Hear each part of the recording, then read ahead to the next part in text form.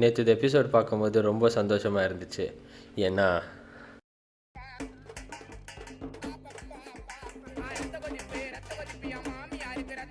இவ்வளோ நாள் நம்மளை வச்சு செஞ்ச பார்வதியை புதுசாக வந்து 3 பேர் வச்சு செஞ்சிட்ருக்காங்க 2 நாளாக.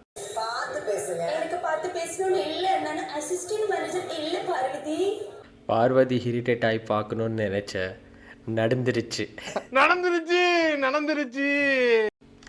அதில் சில சம்பவங்களை இப்போ பார்க்கலாம்.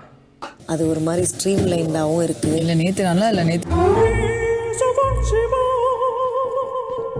பார்வதி என்ன பேசினாலும் அதுக்கு எதிராகவே பேசுகிறாங்களே.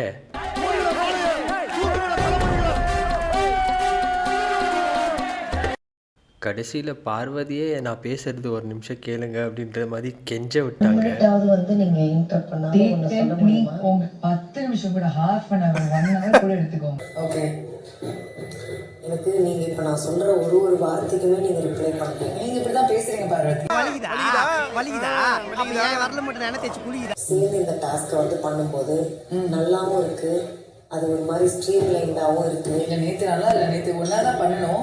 எனக்கு அன்னம் சாட்டிஸ்ஃபைடு. என்ன பேசினாலும் இப்படி பேசிட்டு இருந்தா என்ன பண்ணுறது? ஃப்ளோவில் சொல்லியிருக்கேன். ஃப்ளோவில் சொன்னாலும் கருத்து வேறுபாடுன்னு சொல்லாதீங்க. என்ன பேசிக்கிட்டு இருக்கா?